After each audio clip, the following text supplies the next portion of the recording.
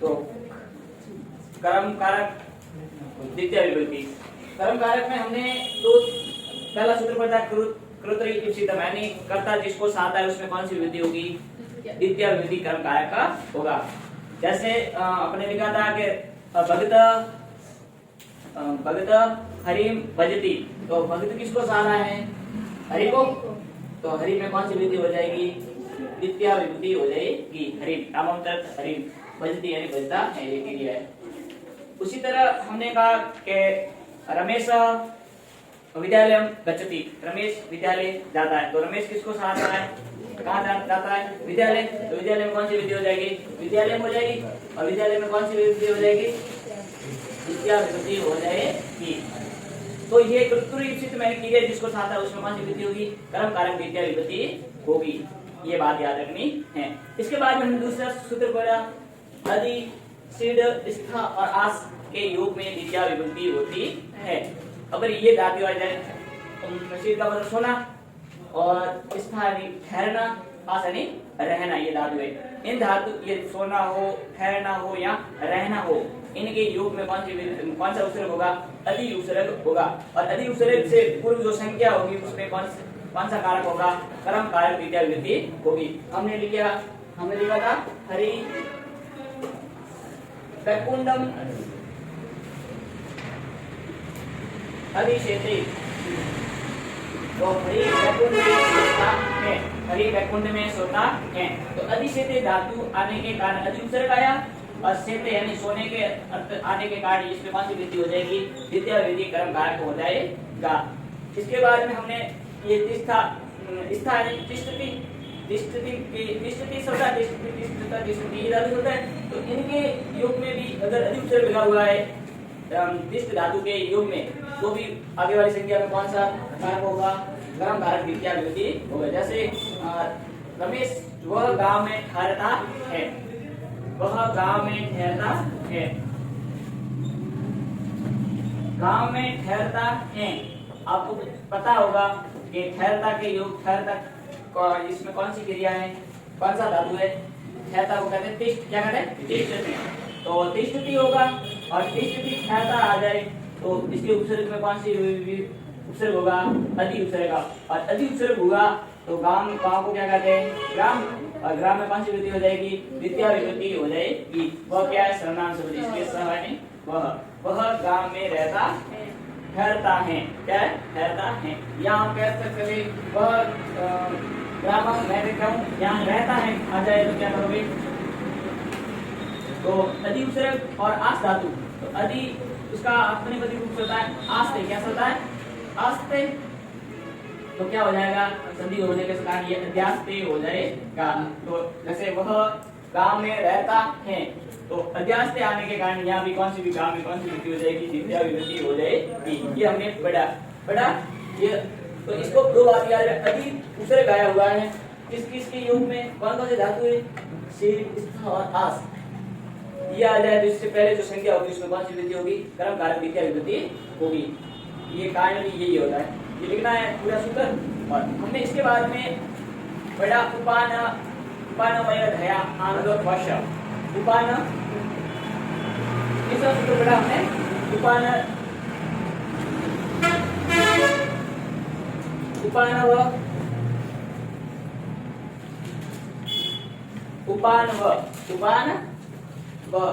धयांग वश। अब संधि हुई है ये सभी में, उप और अनु। यहाँ तो उप है और फिर अनु और फिर अधि और फिर आंग। आंग को कहते हैं हम आ।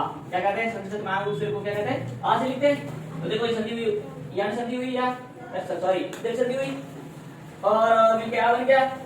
फिर ऊ आने के कारण ये क्या हो जाएगा? इसके बाद आया तो ऊ का क्या हो जाता है? वह। एक संधि में ऊ का क्या हो जाता है? वह। ये आधा हो जाएगा वह, तो वह ध हो जाएगा आधा और आ जाएगा पाँव। इसमें भी यही संधि, ध का आधा क्या बनता है?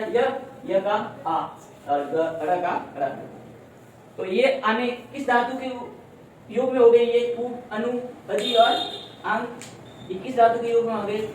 वच। वच यानी रहना, वच यानी कहना ये धातु होगी, इनके धातु के योग में ये उपसर्ग हो गए तो इससे पहले जो संज्ञा होगी उसमें कौन सी विभक्ति होगी? कर्म कारक द्वितीय विभक्ति होगी। कौन सी विभक्ति होगी? कर्म कारक का द्वितीय विभक्ति होगी।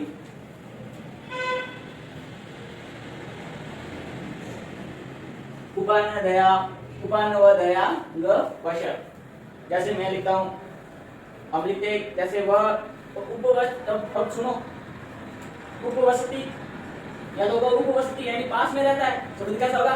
पास में रहता है, या होगा अनुवसती, अनु का मतलब पीछे पीछे रहता है, और अधि का मतलब होता है में रहता है, अधि का मतलब होता है में रहता है, और अन का मतलब रहता है।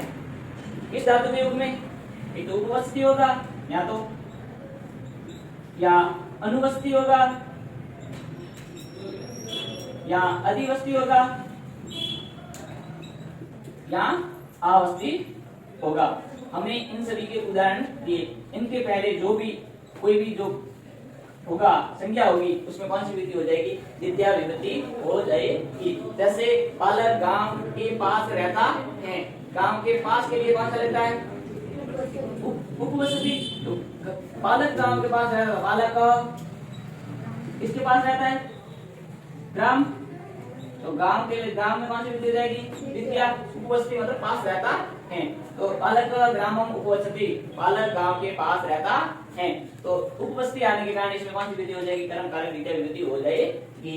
जैसे कहेंगे वह विद्यालय के पीछे रहता है, वह विद्यालय के पीछे रहता है, वह के लिए क्या आता है? सब। और विद्यालय अनुवस्ती का मतलब होता है पीछे रहता है, तो कहाँ रहता है? विद्यालय। तो अनुवस्ती आने के कारण विद्यालय में कौन सी विभक्ति हो जाएगी? द्वितीय विभक्ति हो जाएगी, कर्म कारक द्वितीय विभक्ति हो जाएगी। हम कहे वह शहर में रहता है, वह शहर में रहता है, आवस्ती शहर में रहता है, क्या हो जाएगा? शहर में रहता है, आवस्ती भी आ सकता है, और यहाँ हम अधिवस्ती भी कह सकते हैं, लेकिन वह शहर में रहता है, वह के लिए शहर, और शहर को क्या कहते हैं? नगर। और शहर में रहता है, में रहने के लिए अधिवस्ती, तो क्या हो जाएगा? इसमें कौन सी विभक्ति हो जाएगी? द्वितीय विभक्ति हो जाएगी। वह नगर में रहता है, सिर्फ ऐसा रहता है नगर, वह गांव रहता है, तो उसके लिए क्या आ जाएगा? स ग्रामम वसति, वह गांव रहता है, ऐसे होगा। तो अनुवस्ती हो, उपवस्ती हो, या अधिवस्ती हो, आवस्ती, इनके पहले वाली जो संज्ञा होगी उसमें कौन सी कारक होगा? द्वितीय विभक्ति कर्म कारक होगा। ये नियम याद रखना है। तो तीसरा सूत्र, कौन सा सूत्र? तीसरा, ये हमने पढ़ लिए हैं। इसके बाद में जो इम्पोर्टेंट ज्यादा अभी परित समय निक्षा और प्रति, तो अभी अभी अभी नहीं दोनों, और अभी नहीं दोनों, और ये सूत्र एक और काम आएगा।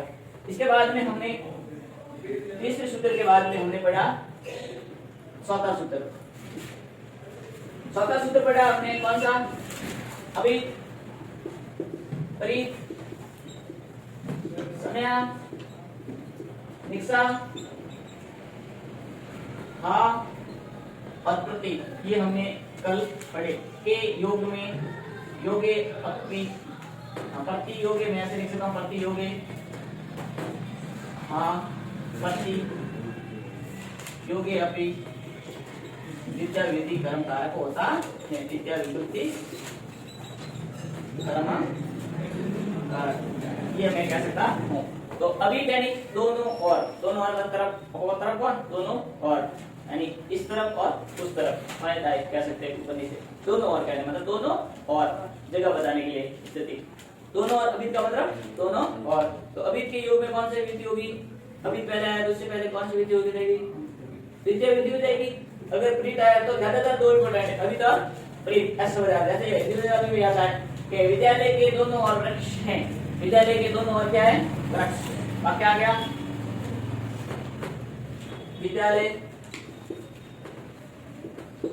विद्यालय के दोनों और वृक्ष हैं, दोनों और वृक्ष हैं। अब सुनो, विद्यालय के दोनों और वृक्ष से दोनों और के दोनों और आने के बाद में क्या आता है? के दोनों के लिए क्या आता है? अभी कौन सा आता है? अभी। और अभी आने के कारण इसके पहले वाली संज्ञा में कौन सी विधि हो जाएगी? द्वितीय विभक्ति कर्म कारक हो जाएगी। हम कैसे? वह विद्यालय के दोनों और लिखता है, यहाँ हम सर्वनाम शब्द कौन सा लिख सकते हैं? स विद्यालय अभी तो विद्यालय अभी तो वृक्ष कितने हो गए, दोनों और है तो ज्यादा ही हो गए, बहुवचन होगा। दोनों और वृक्ष है तो बहुवचन होगा। वृक्ष, वृक्षो, वृक्षाः, वृक्षाः। अस्ति एक वचन के लगता है, इस तरह दो वचन के लिए, बहुवचन के लिए सन्ति। तो दोनों और वृक्ष हैं। अभी के योग में कौन सी विधि हो जाएगी, द्वितीय विधि कर्म कारक हो जाएगा। ठीक है, अभी के योग में दोनों मैं कहूं आपको के गांव के सार और वृक्ष है, गांव के सार और क्या है, तो हम दूसरा वाक्य कहते हैं अभिदैनी, अभिदैनी दोनों और। अभी के योग में कौन सी विधि हो जाएगी, द्वितीय विधि। दोनों और अभी के लिए के दोनों और कौन सी विधि हो जाएगी योग में, द्वितीय विधि हो जाएगी। अभी तो यहाँ प्रीत का मतलब सार और, अभी का मतलब दोनों और, प्रीत का मतलब सार और, समयानी समयानी समीप, समयानी समीप, और दिशा यानी निकट, हाँ यानी भाई, और पति यानी और तरफ। तो विद्यालय के दोनों और से, तो अब मैं कहूं, हम कहते हैं कि खेत के सारा और वृक्ष हैं, या हम कहते हैं गांव के सारा और खेत हैं। क्या कहेंगे, गांव के सारा और खेत हैं। गांव के सारा और खेत है तो हम गांव के लिए ग्राम, और सारा और के लिए क्या आता है, प्रीत। प्रीत के रूप में द्वितीय विधि आई। गांव के सारा और खेत है, खेत को कहते हैं क्षेत्र, और क्षेत्र का क्षेत्रानी होगा, बहुवचन क्या होगा, खेत को कहते हैं क्षेत्र। और सारा और खेत है तो खेत तो ज्यादा होंगे, तो फलम फले फलानी, इस तरह क्षेत्रम क्षेत्रे क्षेत्रानी, क्षेत्रानी बहुवचन हो जाएगा। और संति बहुवचन होने के कारण संति। तो गांव की सारा और, प्रीत का मतलब क्या होगा, सारा और खेत हैं। तो इससे पहले प्रीत के योग में हमेशा रूप का संज्ञा होगी, इसमें कौन सी वृत्ति हो जाएगी, द्वितीय वृत्ति कर्म कारक हो जाएगा। ये याद रखना है। जैसे हम कहे, अगर कहे घर के समीप बगीचा है तो घर को क्या कहते हैं, ग्राम। घर को घर, ग्रह। और समीप के लिए क्या आता है, समया। समया के योग में कौन सी विधि हो जाएगी, द्वितीय। तो ग्रह के लिए कौन सी विधि हो जाएगी, ग्रह। ग्रह समया। उद्यानम अस्ति, एक उद्यान होगा, उद्यानम अस्ति। चलिए बात है। तो ये हम कल पढ़े हैं, ये हमें सभी कल पढ़ दिए। जैसे दुजना को हाय, दुजना हाय, हाय आए जो बोला, जो आए।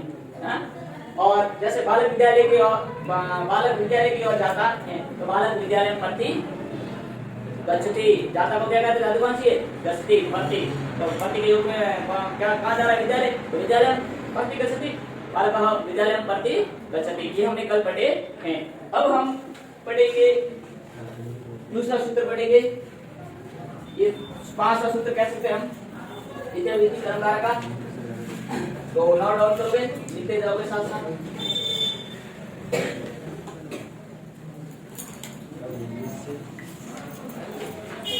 अंतरा अंतरेण युक्ते द्वितीया विभूति। अंतरा अंतरेण, अंतरा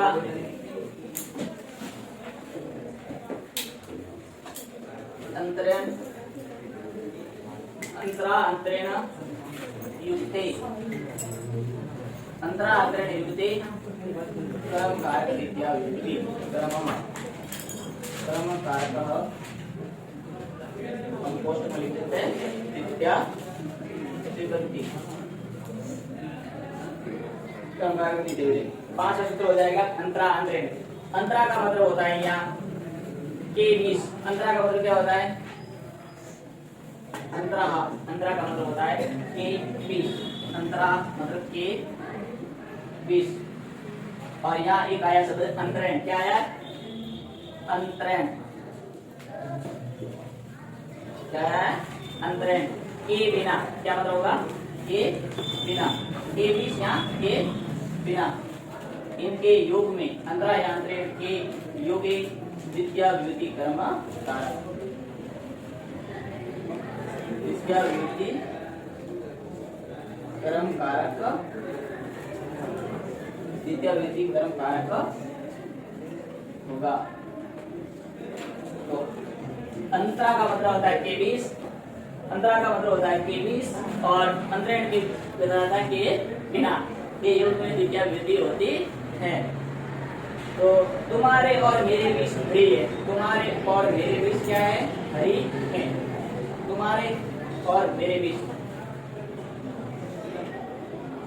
तुम्हारे और मेरे बीच हरी है। तुम्हारे और मेरे बीच क्या है? हरी है। तुम्हारे और मेरे बीच क्या है? हरी है। तो तुम्हारे का मतलब हम लेते हैं त्वाम, क्या लेते हैं? त्वाम। और मेरे के लिए आते हैं माम, क्या आते हैं? द्वितीय विभक्ति दोनों में त्वाम और माम, इन दोनों में कौन सी विभक्ति होगी? त्वाम कौन सी विभक्ति है? तुम्हारे मतलब त्वाम कौन सी विभक्ति होगी? दूसरी। और मेरे के लिए क्या आता है? माम के लिए पढ़ते हैं। और के लिए च। दोनों को भी दो संस्कृत में और आवे तो बीच में नहीं आवे, ये आवे त्वाम माम, यानी तुम्हारे मेरे, यानी त्वाम माम च, तुम्हारे और मेरे, इस तरह से पढ़ते हैं। तुम्हारे और मेरे, तुम्हारे और मेरे। अंतरा हरि, मेरे बीच हरि, तो अंतरा अंतरा अंतरा हरि क्या आ जाएगा? अंतरा हरि। हरि अपने आप में कारक है। हरि अस्ति कर सकते हैं, यानी लिखो तो भी सकता है, लिखो तो भी कुछ नहीं। तो देखो इन दोनों में कौन सी विधि हुई? किसके योग में आई? ये दोनों अंतरा के योग में। दोनों में कौन सी विधि होगी? त्वाम और मेरे, तुम्हारे और मेरे के बीच हरि हैं। इन दोनों के योग में कौन सी विधि हो जाएगी? विद्या विधि। इसमें भी त्वाम यानी तुम्हारे, माम यानी मेरे। इन दोनों में ये कौन सा शब्द है? युष्म शब्द। अस्म शब्द पढ़ते हैं हम, अमाव्यम। और त्वाम यानी अमाव्यम, माम द्वितीय विभक्ति अस्मत् का, और त्वाम युष्मत् का द्वितीय विभक्ति प्रथमा विभक्ति एक वचन। ठीक है। तुम्हारे और मेरे बीच हरि है। बीच के लिए क्या आता है? अंतरा। तो अंतरा के योग में कौन सी विधि आती है? विद्या विधि आती है। अब ये सब क्या है? अव्यक्त। और के लिए है तो इसके लिए तो कुछ नहीं। और कहेंगे कि हरि के बिना चुप नहीं, हरि के बिना चुप नहीं।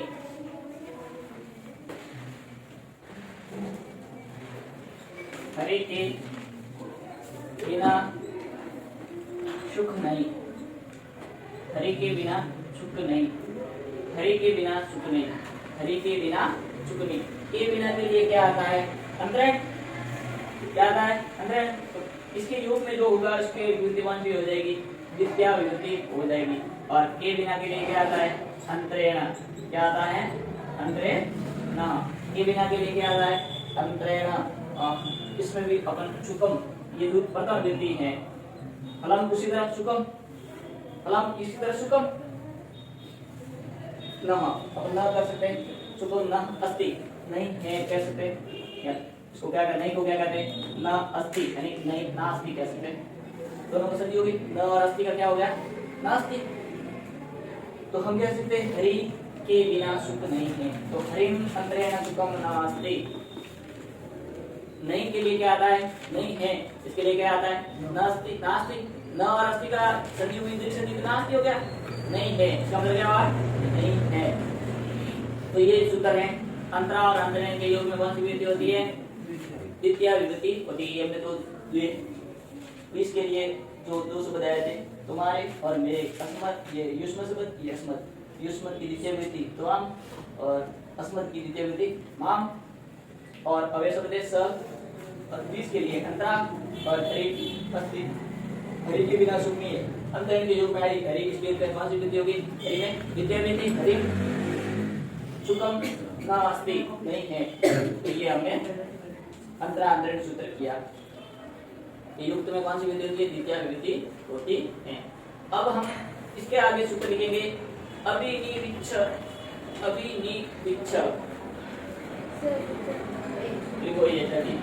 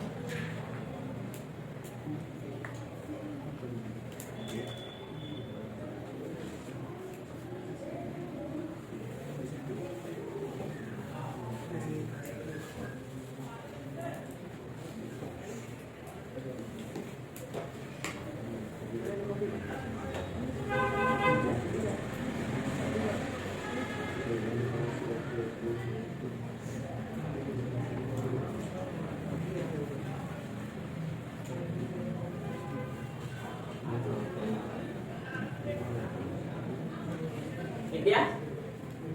अभी अब हम आगे सूत्र लिखेंगे। अभी नी विच्छ, अभी नी अभी नी विच्छ, अभी न विच्छ, इसका ये सूत्र है। तो इसका क्या हो जाएगा? अभी और नी, अभी तथा अपन नी कह सकते हैं, यहाँ बीच में दो दो ही दूसरे के अभी तथा नी। नी पूर्वेण, पूर्वेण पूर्वेण कह सकते हैं। पूर्वेण कौन सी धातु होगी? विच्छ धातु। कौन सी होगी? विच्छ धातु। विच्छ का मतलब होता है रहना। क्या होगा? रहना। विच्छ का मतलब क्या होता है? रहना। के योग में कौन सी विधि होगी? धातु के आधार की क्रम संख्या के आधार की क्रम संज्ञा होगी। क्रम संज्ञा विद्या विधि होगी। विद्या विभक्ति होगी। क्रम संज्ञा विद्या विभक्ति होगी। आप कह सकते हो कि कौन कौन से हमने एक मस्त धातु बोला, उसका मतलब भी रहना और इसका मतलब भी क्या रहना, मतलब होता है रहना। और इसके पहले कौन से उत्तर हो गए? अभी और नी। अभी और नी और विच धातु आ जाए तो उसके योग में कौन सी विधि हो जाएगी? क्या हो जाएगी? द्वितीय विधि कर्म कारक हो जाएगी। अब हम देखते हैं अभी शब्द क्या है, कैसा आएगा? अब या तो आएगा अभी, अभी नी विचते, अभी नी विचते, ये शब्द ऐसे चलता है आत्मनेपदी में। कौन सा? आत्मनेपदी में।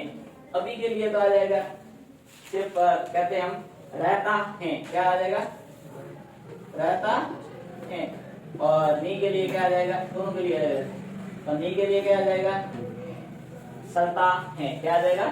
सरता है।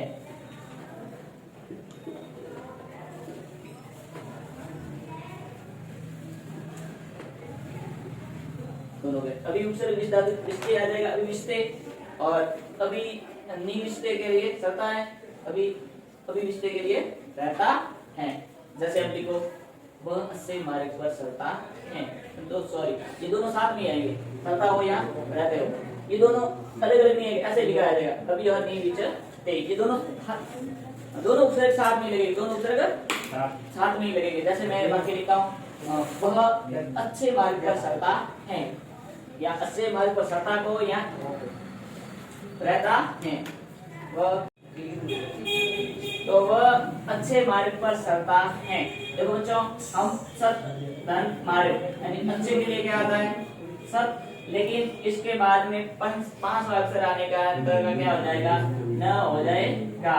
इसी मेरे का पांचवा इसको कहते हैं सन मार्ग। क्या कहते हैं? सन मार्ग। अच्छे मार्ग को सत मार्ग कहते हैं। क्या कहते हैं? सत मार्ग या सन मार्ग। तो क्यों नहीं आया? आगे पांचवा वर्ण आने के कारण अनुश्वास जो हमने पढ़ी थी संधि, तो पांचवा वर्ण अनुनासिक संधि पढ़ी थी, उसी कारण ये पांच त का न बन जाता है। तो अच्छे मार्ग पर चलता है, अच्छे मार्ग पर चलता है के लिए ये सन मार्ग आ गया। और सरता है, सरता के योग में कौन सी हो गई? अभी नहीं विचते, अभी नहीं विचते। अभी नहीं विचते आने के कारण इसमें कौन सी विधि हो जाएगी? द्वितीय विभूति हो जाएगी। वह अच्छे मार्ग पर चलता है। अभी नहीं विचते, दोनों साथ में आएंगे। और सन मार्ग में कौन सी विधि हो जाएगी? द्वितीय विधि कर्म कारक होगा। कर्म कारक द्वितीय विधि होगी। क्यों हुई? अभी नहीं विचते ये योग में आया, और इन योग के कारण इसमें जो आगे वाला पूर्व होगा उसमें कोई आधार संख्या क्या होगी? कर्म कारक द्वितीय विधि होगी। कारण ये नहीं अपने ऊपर लिखना होता है एग्जाम सूत्र से।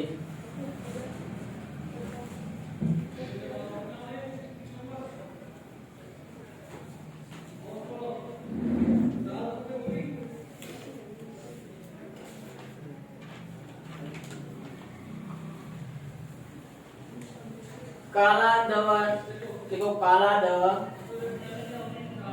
अब सुनो, तो हमने यहाँ पढ़ा, सुनो, हमने पढ़ा है काला धवन र अंत्यंत संयोगे यानी कालवासी अधवन और एक शब्द है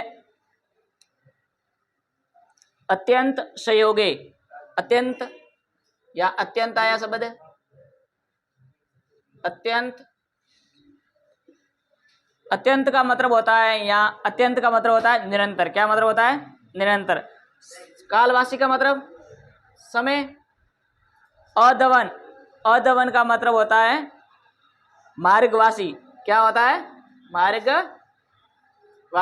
और अत्यंत का मतलब होता है निरंतर। क्या होता है? निरंतर।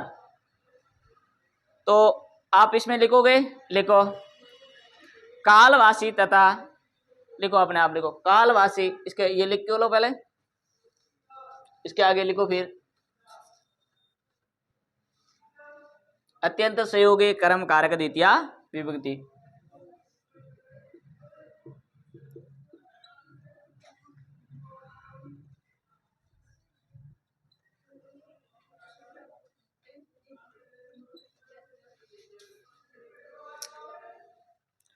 कर्म कारक द्वितीया विभक्ति होगी।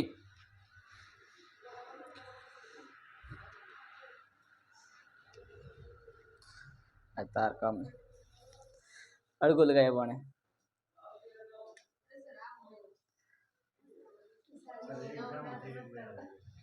अब कर्म कारक द्वितीया विभूति हम पढ़ रहे हैं तो कालवासी यानी समय और मार्गवासी यानी मार्ग बताने वाला और निरंतर। अब लिखो इसके, इसमें लिखोगे कालवासी तथा मार्गवासी पदों में, कालवासी तथा मार्गवासी पदों में निरंतरता होने पर, कालवासी तथा मार्गवासी पदों में, पद यानी शब्दों में यानी पदों में निरंतरता होने पर कर्म संज्ञा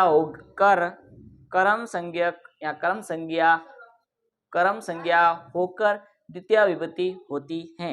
कालवासी तथा मार्गवासी पदों में निरंतरता होने पर कर्म संज्ञा होकर द्वितीय विभक्ति होती है। यानी कोई समय की बात आएगी या निरंतरता होगी तो उसमें, या मार्ग की बात आएगी तो किस, जो मार्ग है उसकी निरंतरता आएगी, या कोई समय की निरंतरता आएगी तो उसमें कौन सी विभक्ति होगी? द्वितीय विभक्ति कर्म कारक का होगा। अब सुनो, वह महीने भर से पढ़ रहा है, वाक्य लिखो वह द्वितीय विभक्ति होगी। निरंतरता होने पर क्रम संज्ञा होकर द्वितीय विभक्ति होगी। क्रम संज्ञा होगी, द्वितीय विभक्ति होकर क्रम संज्ञा होगी। निरंतरता होने पर क्रम संज्ञा द्वितीय विभक्ति होगी। ये लिख दिया। अब लिखो वह महीने भर से पढ़ रहा है। तुम महीने भर से पढ़ रहे हो। पहला पढ़ता हो कौन था? वह महीने भर से पढ़ रहा है। अब इस वाक्य में आपको क्या दिख रही है? वो महीने से लगातार पढ़ रहा है। निरंतरता है कि नहीं है? समय का है, और समय कौन सा है? महीने भर। महीने भर में क्या आ रहा है? वो पढ़ रहा है। तो महीने भर से पढ़ रहा है तो इसके लिए क्या आ जाएगा? क्या आ जाएगा? मात्सम, यानी स महीने भर के लिए मास शब्द होता है महीना, हिंदी में कहते हैं मास महीना, और मासम हो जाएगा। कौन सा हो जाएगा? मासम। अदिते, इसको कहते हैं पढ़ रहा है, लगातार में पढ़ रहा है तो अदिते क्या हो जाएगा? अदिते। ये भी शब्द है अदिते। तो लगातार अगर कोई वाक्य आ जाए तो उसमें कौन सी विधि हो जाएगी? द्वितीय विधि कर्म कारक हो जाएगी। अब लिखो जैसे नदी क्रॉस भर टेढ़ी है। क्रॉस भर टेढ़ी है। नदी क्रॉस भर टेढ़ी है। नदी क्रॉस भर टेढ़ी है। हमें क्रॉस माते जो टेढ़ी है तो वह क्या है? निरंतर। क्रॉस भर मतलब क्रॉस है और मात निरंतर टेढ़ी है। तो निरंतर के लिए यहाँ क्या आ जाएगा? कौन टेढ़ी है? नदी। और नदी के दिले नदी से बजाएगा। और कहाँ टेढ़ी है? क्रॉस भर। तो क्रॉसम हो जाएगा। क्या हो जाएगा? क्रॉसम। टेढ़ी को हम कहते हैं कुटिला। क्या कहते हैं? कुटिला।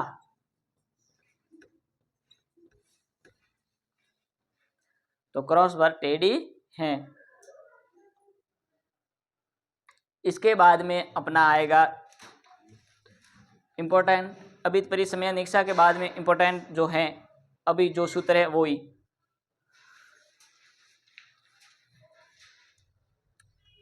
लिख दिया।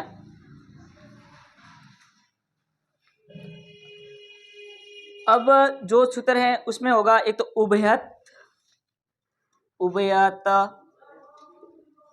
उभयत, उभयत यानी दोनों, और सर्वत, सार, और ये सभी अवय शब्द है। सर्वत या सर्वत्र, सर्वतः, दिक्, धिक्कार है, दिक्क, दिक्क, ऊपर, ऊपरी, ऊपरी, ऊपर, ऊपरी, ऊपर, दोनों, ऊपरी, ऊपरी, अधो, अध, अधो, अध,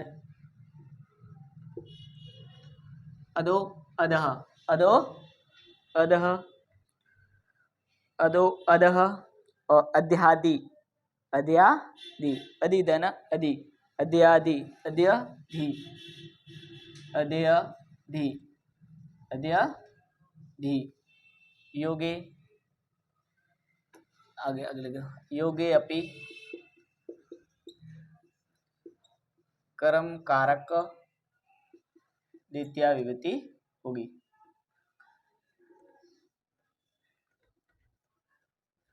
ये सूत्र है होगी के अभी अभी उभयत हो, सर्वत हो, दीक हो, ऊपरी ऊपरी हो, अधो अधि, अधो अध हो या अध्यादि हो, योगे अपि कर्म कारक द्वितीया विभूति होगी। ये क्या अवय शब्द है?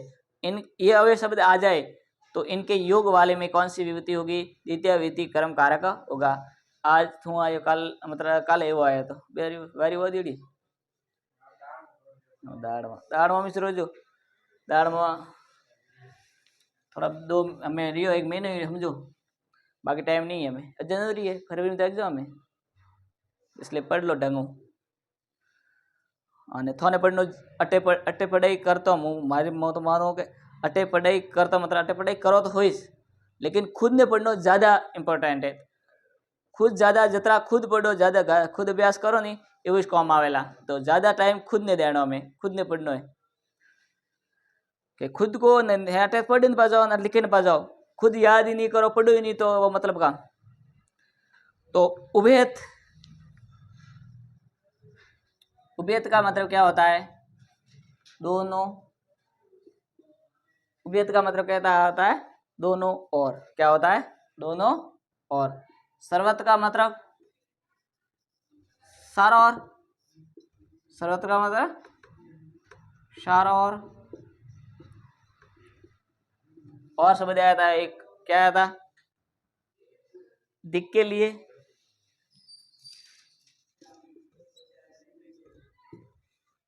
दिक के लिए क्या है? धिक्कार, धिक्कार है तेरे पर, धिक्कार। और ऊपरी, ऊपरी, ऊपरी ऊपरी, इसको दो शब्द बने हैं, ऊपरो ऊपरी, ऊपरी ऊपरी, इसका मतलब क्या हुआ? संधि हुई है, ऊपरी ऊपरी, ऊपरी ऊपर, ऊपरी ऊपर, ऊपरी ऊपर। और अधो अध मतलब अध अध, अधो अध का मतलब क्या होगा? अधो अध, इसका मतलब होगा अधः अधः, अधः अधः, नीचे ही नीचे, नीचे ही नीचे, नीचे ही नीचे। इसके बाद में अधि अधि, अध्योध्य, इसमें संधि हुई है तो क्या हो जाएगा? अध्यादि का मतलब अधि अधि, दो शब्द है, अधि धन अधि, यन संधि के कारण। तो इसका भी क्या हो जाएगा? अधि अधि का मतलब होता है, अधि अधि का मतलब क्या होता है? भीतर ही भीतर, भीतर ही भीतर, अंदर ही अंदर को, या भीतर ही भीतर, भीतर ही भीतर। ये शब्द है। उभयत दोनों ओर, सर्वत सारों ओर, दिक धिक्कार, ऊपरो ऊपरी यानी ऊपरी ऊपर, अधो अध, अध धन अध, निश्चय निश्चय, ये संधि हुई है। देखो यहाँ हुई है ऊपरी धन ऊपरी, तो संधि हुई, तो ये र तो हो गया आधा, तो जो र आधा होता है वो कहाँ जाता है, ऊपर जाता है। ई का क्या आया, य, और जो ऊ की मात्रा है वो आ जाएगी इसके ऊपर, तो ये हो जाएगा ऊपरी ऊपरी। इसमें अधो अध, तो अधः धन अधः, अधः धन अध, संधि के कारण आगे शब्द आने के कारण, अ आने के कारण ये क्या हो गया, ओ हो गया, वो तो विसर्ग संधि के कारण, और अवग्रह का चिन्ह क्या आ गया, अध, तो अधो अध, और फिर अधि अधि, तो इसमें भी यण संधि, अधि धन अधि, तो ई के कारण ये क्या हो जाएगा आधा, और ई का क्या आया य में आ गया, और फिर ये दी है तो दी, अध्य अधि, तो ये संधि हुई है सभी में, इन शब्दों में।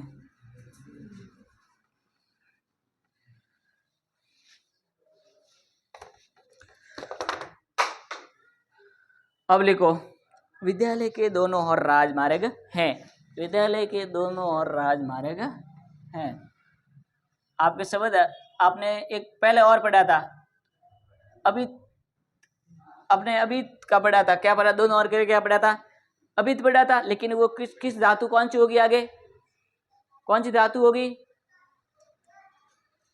कौन सी धातु के युग में होगा, अभी तो होगा, कोई भी धातु हो सकती है, अभी तो होगा, तो वो वाक्य में लिखा आएगा, तो अभी तो युग में द्वितीय होती, और उभयत के युग में भी कौन सी आ जाएगी, उभयत के इसके में द्वितीय वित्ती आएगी। विद्यालय के दोनों ओर राजमार्ग हैं, लिखो विद्यालय के दोनों ओर राजमार्ग हैं, दोनों ओर राजमार्ग है, विद्यालय के दोनों ओर राजमार्ग हैं। तो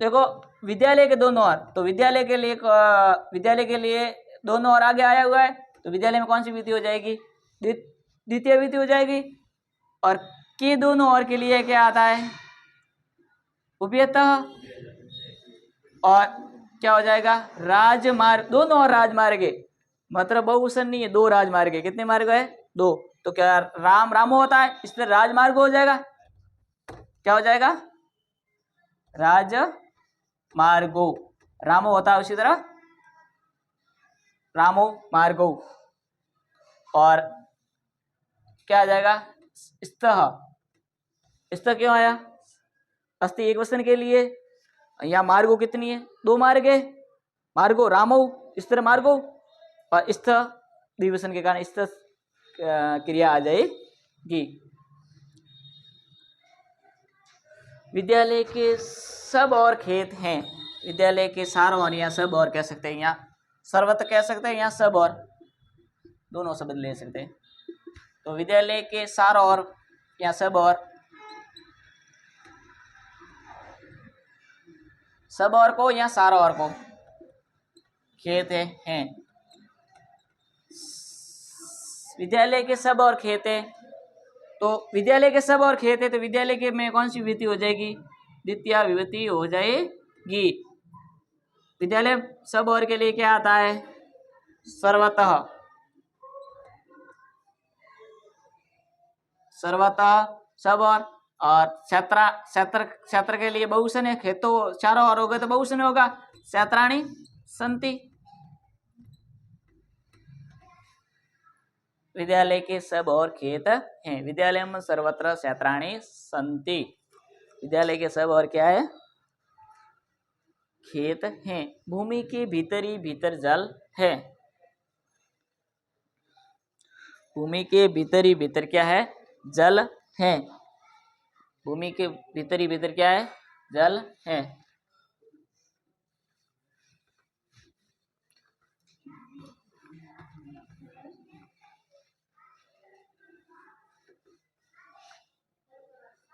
हाँ पूरा करो, लिखना तो करने लिख रही है,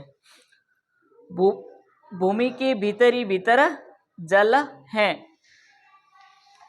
भूमि के भीतर ही भीतर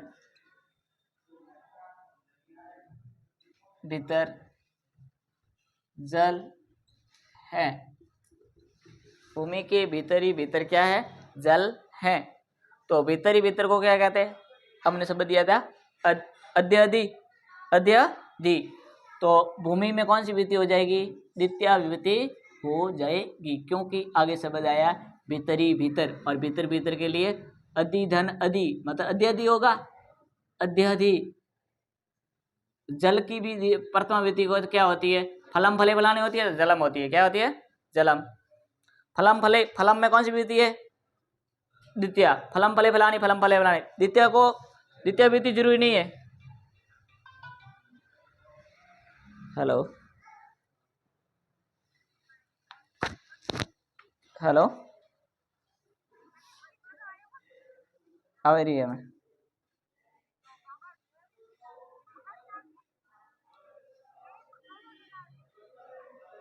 कौन लेना है भाई पीवे? ठीक है, मैं फोन करूँ थोड़ा टाइम। तो भूमि के भीतर ही भीतर क्या है? जल। तो भीतर भीतर जलम फलम फले फलानी, फलम फले फलानी। तो प्रथम विधि भी क्या होती है? प्रथम जैसे फल की विधि, फल की अपने प्रथम में पढ़ते हैं फलम फले फलानी, और द्वितीय भी फलम फले फलानी। तो यहाँ प्रथम है, जलम में कौन सी विधि है? प्रथम। जलम अस्ति, क्या कहेंगे? जलम अस्ति। मैं जलम अस्ति को साथ में लिख सकता हूँ, और इसमें आ गया जलम अस्ति।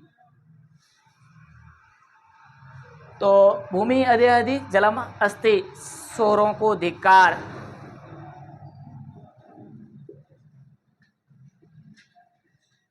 स्वरों को धिक्कार है। स्वरों को क्या है? स्वरों को धिक्कार है या धिक्कारा। तो स्वरों को धिक्कार, स्वर की द्वितीय विभक्ति क्या हो जाएगी? बहुत शोर बहुत है, तो सोरान क्या हो जाएगी? सोरान दिक्कह। दिक् के योग में कौन सी विधि है? द्वितीय विधि है। द्वितीय विधि बहुवचन, द्वितीय विधि बहुत शोर होते, बहुत ज्यादा होते, तो शोरों को धिकार। सोरान। रामायण, रामम रामो रामायण। सोर सोरम सोराम सोरव और सोरा न। इसके बाद में भूमि के ऊपर ही ऊपर स्वर्ग है। भूमि के ऊपर ही ऊपर क्या है? स्वर्ग है। नरक बैठा ही सो। भूमि के ऊपर ही ऊपर स्वर्ग है।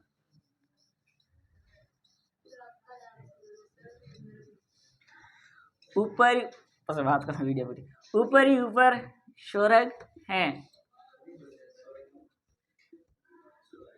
स्वर्ग है, स्वर्ग है। तो भूमि के ऊपर ही ऊपर क्या है? स्वर्ग है।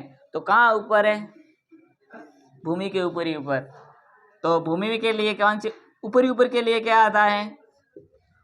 ऊपर ही ऊपर के लिए क्या आता है? ऊपरी ऊपरी, ऊपरी ऊपरी। तो ऊपरी ऊपरी, ऊपरी ऊपरी आने, ऊपरी ऊपरी आने के कारण ये द्वितीय विधि हो जाएगी। और क्या है? स्वर्गम, इसमें भी प्रथमा विधि होगी। स्वर्गम फलम स्वर्गम अस्ति, तो अस्ति अलग लिख दो। भूमि के ऊपर ही ऊपर स्वर्ग है। भूमि के नीचे ही नीचे पाताल है।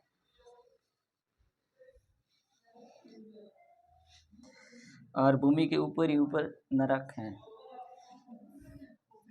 सिर्फ ऊपर। भूमि के लिखो, भूमि के नीचे ही नीचे, नीचे ही नीचे क्या है? पाताल है।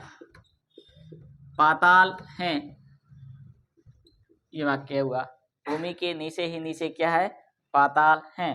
तो नीचे नीचे, भूमि के नीचे नीचे के लिए क्या आता है? क्या आता है? अधोअध, अधि धन अधि। तो अधोअध,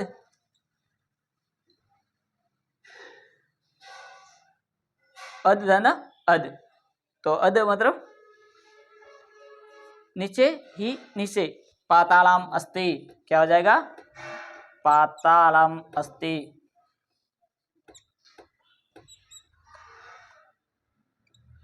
अस्ति तो भूमि के नीचे नीचे क्या है? पाताल है।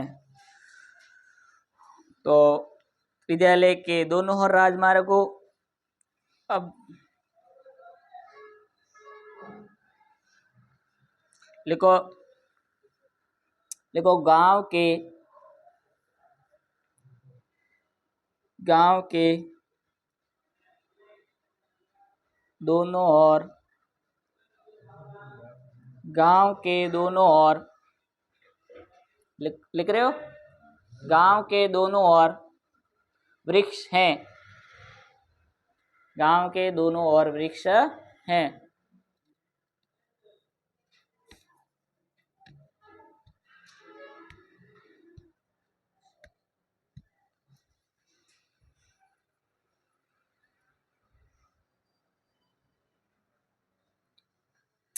ठीक है, और हम जो ज्यादा होंगे उदाहरण वो बाद में देंगे, ठीक है। अब देखो 31, जैसे अपन एक दो बे तीन शब्द रटी ओढ़ा है। रटी ओढ़ा मतलब गाय दूध देती है, सही बात है। तो गाय का दूध निकालना पड़ता है, दूहना पड़ता है, तब भी गाय दूध देती है, मतलब गाय दूध नहीं देती है। गाय को दूध क्या करता है? दूहना पड़ता है, दूहना पड़ता है। दूह धातु होती है, क्या होता है? दूह धातु कौन सी होती है? दूहना, गाय को दूहना। तो अब लिखो 2 3 31। 31 मतलब कुछ धातुएं हैं जो प्रकृति द्वारा अपने आप काम हो जाता है, प्रकृति से है, उसमें कौन सी विभूति हो जाएगी? तो ये पूरी याद करनी है। होड़े धातु है, गति धातु है, होड़े धातु लिखो। होड़े धातु क्या क्या? ये दी कर्मगन, 2 कर्म वे उनमें, कितना कर्म वे? दी कर्म, 2 कर्म होंगे उसमें। लिखो दूह यानी दूहना, लिखो दूह। और सूत्र लिखो 31, अकथि, अकथितम स, अकथितम श। दूह यानी दूहना, नंबर लगाता रहो, या 1 नंबर, या लिखते रहो ऐसे, दूहना, दूहना या दूहना, दूहना। यास यानी मांगना, यास यानी मांगना, यास यानी मांगना। पस यानी पकाना, पस यानी पकाना। ये सूत्र मतलब होड़े धातु है, कितना धातु है? होड़े। दंड दंड देना, रुद रोकना, दंड दंड यानी दंड देना।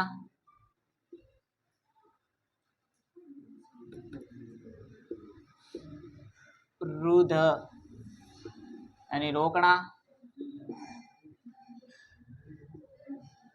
रुद यानी रोकना। और प्रस, प्रस यानी पूछना, प्रस यानी पस धातु होती है, पूछना। पंच यानी पूछना। और सी यानी सुनना, सी यानी सुनना। और ब्रू यानी बोलना, ब्रू होती, ब्रू, ब्रू यानी बोलना।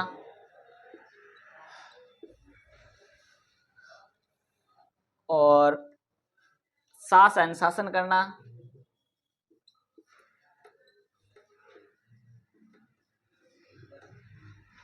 सास यानी शासन करना। जी यानी जीतना, जी, जी यानी जीतना, जी सही जवाब, जी यानी जीतना, जी यानी जीतना। मत यानी मथना, बोलो ना करो, मत, मथना, मथने से दे जाता है। मुच्छ यानी सुराणा, मुच्छ मुच्छती मुच्छ यानी सुराणा।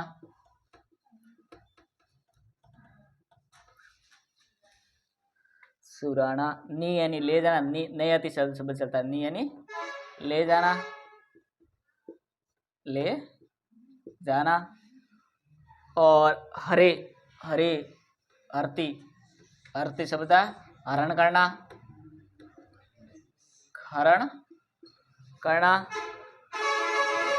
और कृष यानी खींचना, कृष कृषति यानी किसान जो करते खींचना। और एक शब्द है वह, वहन, वहती, वह यानी ढोना, वहंती, वहती, वहती शब्द चलता है ना, ढोना। ये कितने धातु है गिनो?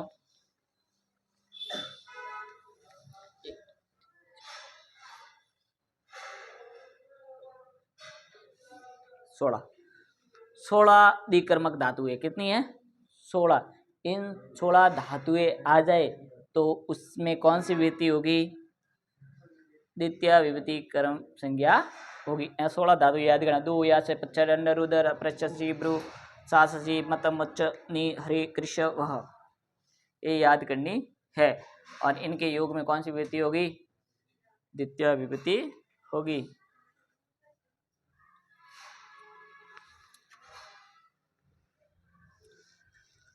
Note down.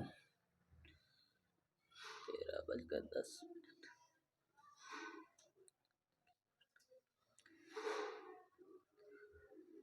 लिखो, नीचे लिख दिया, जल्दी लिखो। अपना एग्जाम में लिखना है।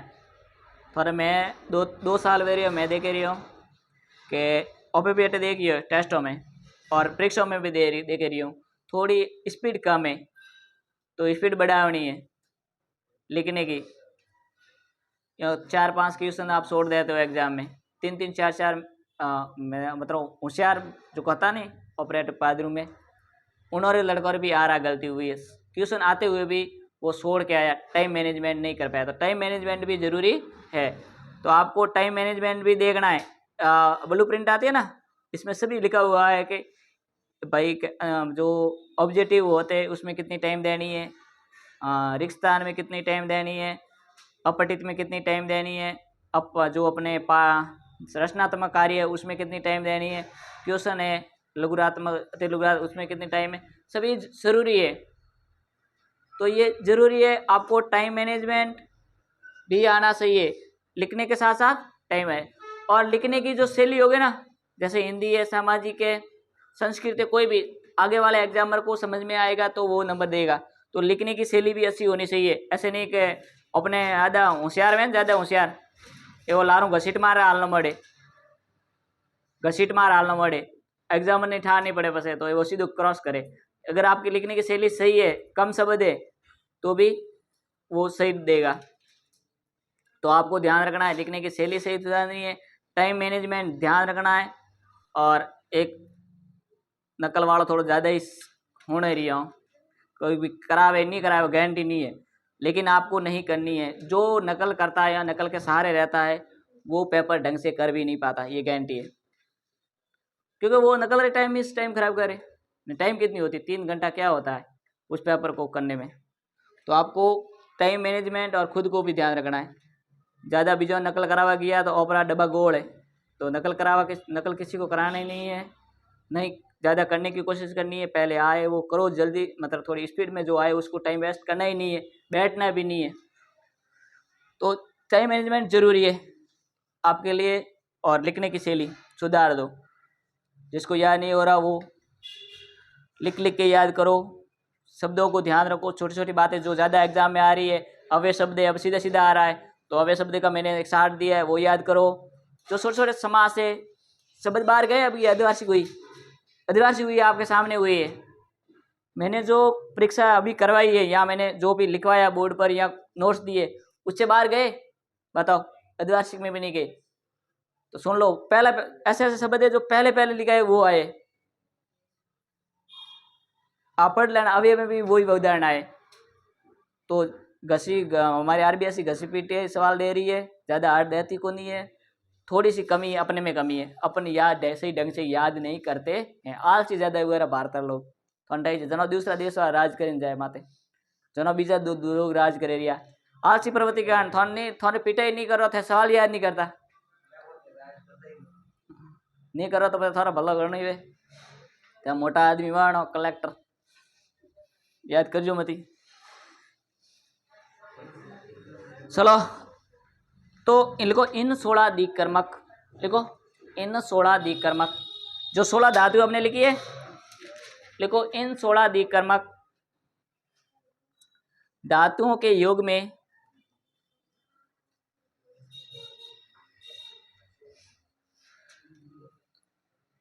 इन 16 दिक कर्मक धातुओं के योग में अपादानादि अपादानादि अपादानादि यानी अपादान अपादानादि मतलब अपादान आदि अपानादादि लिखो अपानाद अपा अपा ना दि अपादान है अपानादि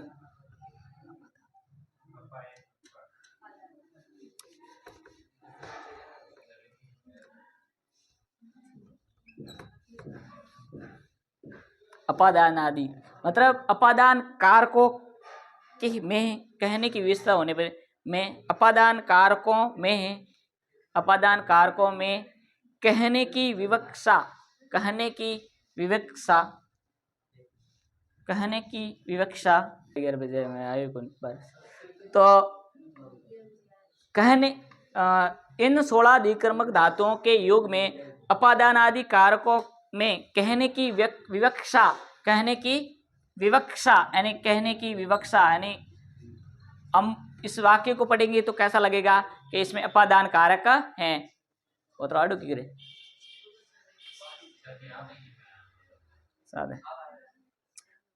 ये कहने की विवक्षा होने पर गौण कर्म में द्वितीय विभूति होगी गौण कर्म में द्वितीय विभूति होगी। देखो कहने की विवक्षा होने पर भी गौण कर्म एक तो होती है मुख्य क्रिया एक होती है गौण। मुख्य को कहते हैं प्रधान क्रिया प्रमुख क्रिया और दूसरी क्रिया होती है उसको द्विकर्मक यानी गौण क्रिया कहते हैं। क्या कहते हैं गौण अप्रत्यक्ष क्रिया। कहने में भी गौण कर्म में द्वितीय विभूति होती है गौण गौण में द्वितीय विभूति होती। इन 16 द्विकर्मक धातुओं के योग में अपादानादि कारकों में कहने की विवक्षा होने पर भी गौण कर्म में द्वितीय विभक्ति होती है। ठीक है। वह गाय से दूध दूता है लिखो वह गाय से दूध दूता है।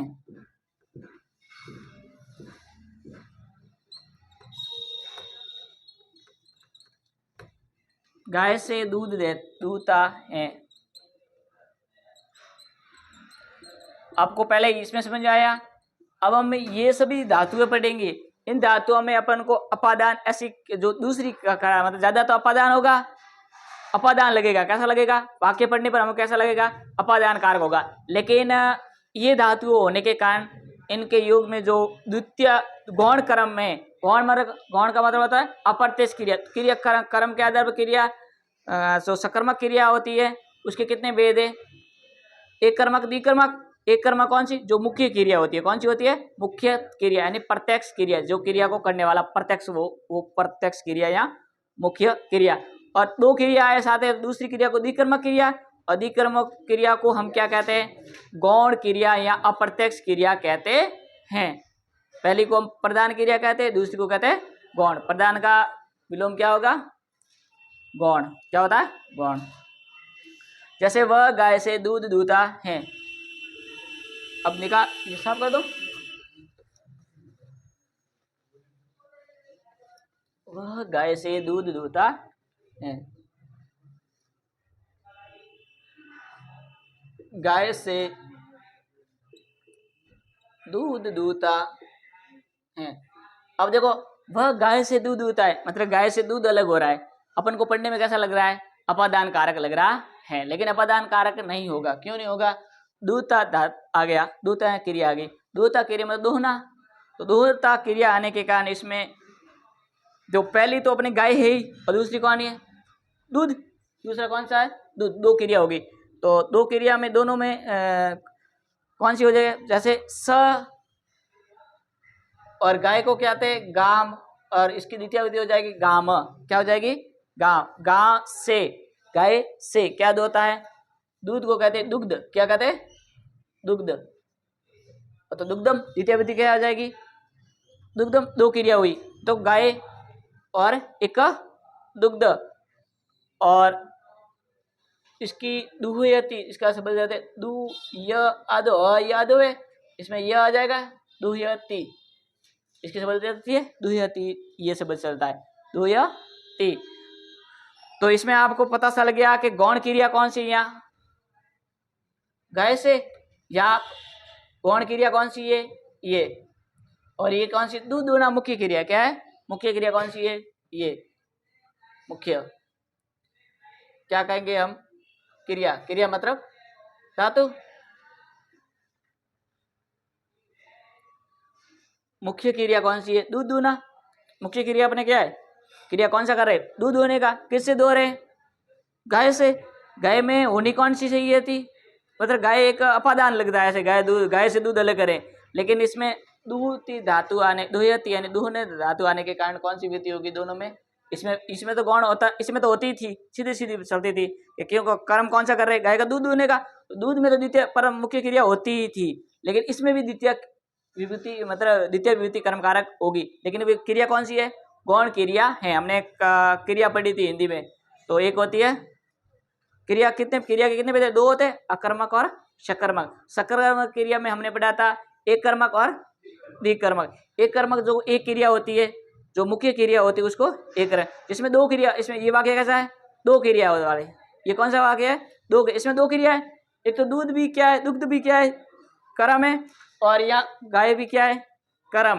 दो क्रिया आने के कारण ये तो मुख्य क्रिया, दूध होने का तो मुख्य क्रिया है, किससे दो रहे, गाय से, तो ये द्वितीय क्रिया है, इसको द्वितीय क्रिया को हम क्या कहते हैं, गौण क्रिया कहते हैं। इसको मुख्य क्रिया यहाँ प्रधान क्रिया, इसको गौण क्रिया लिखो। तो इन दोनों में कौन सी विभूति आई, कर्म कारक द्वितीय विभूति होगी, कर्म कारक द्वितीय विभूति।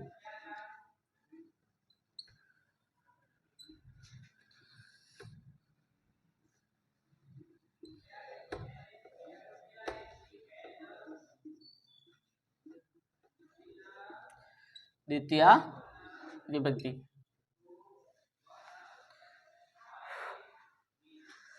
अब तो वह के लिए क्या आया था, स गाम दुग्धम दुहयति। आगे वाक्य एक लिखाता हूं, अब लिखोगे वह चावल से भात पकाता है, लिखो वह चावल से भात पकाता है, पकाना के क्रिया में कौन सी क्रिया आती है, अब लिखो वह चावल से भात पकाता है,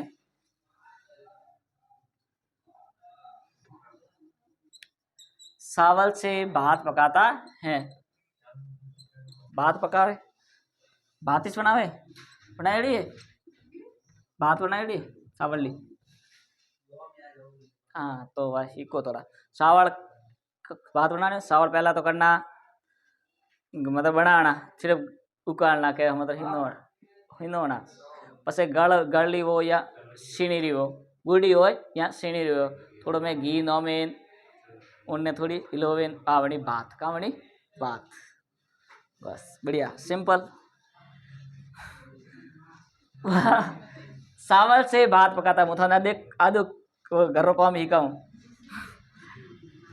वह का मतलब क्या होता है, स, वह के लिए स, चावल, चावल को कहते हैं तंडुलान, पाठ पड़ी हुए तो तंडुलान क्या होता है, तो चावल तो एक चावल तो बनाओ को नहीं, कितना बनाओ, दो क्यों बनाओ, बहुत सारे बनाओगे, अनेक बनाओगे, घना रहे किलो बिरिया बनाओ तो उनमें घना दौड़ावे, तो बहुत सारे बनाएंगे, तंडुलान करने मतलब वेद तंडुलान, वो तो सवाल करना खाऊं कौन पास। ओदनम, भात को क्या कहते हैं? ओदनम। भात को क्या कहते हैं? ओद न। और इसमें भी द्वितीय विभूति हो जाएगी ओदनम। और इसकी धातु कौन जाया जाएगी? पचती। पकाना को क्या है? धातु कौन चलती है? पस धातु, पसती। अब देखो तंडुलान तो कौन सी क्रिया है? गौण क्रिया है। कौन सी क्रिया है? गौण। गौण क्रिया जो से आ रहा है वो गौण क्रिया, गौण क्रिया। और ये कौन सी है? ओदनम, भात पकाना। ये तो अपने आप क्रिया ही का, ये तो क्रिया धातु ही, लेकिन ये भी कौन सी है? द्वितीय क्रिया है, तो इसे गौण क्रिया कहते हैं। तो सावल से तो किससे बन रहे? सावल बहुत सारे, तंडुलान, तंडुलान, रामायण, तंडुलान, बहुवचन, द्वितीय विभूति बहुवचन, और ओदनम एक वचन से। तो इसमें ओदनम को क्या कहते हैं? ये भी कौन सी क्रिया है? ये मुख्य क्रिया, यहाँ प्रधान क्रिया है।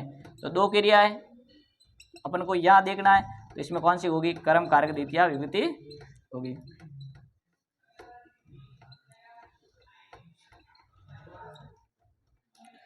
तो पस धातु के योग में जो दूसरी आती है से, जो लगता तो कौन सा है? अपादान का।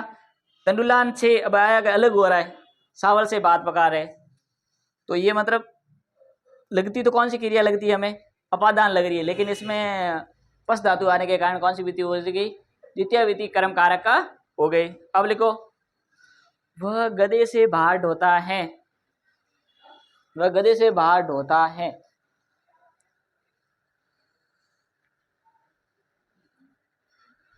वह गधे से बाहर ढोता है।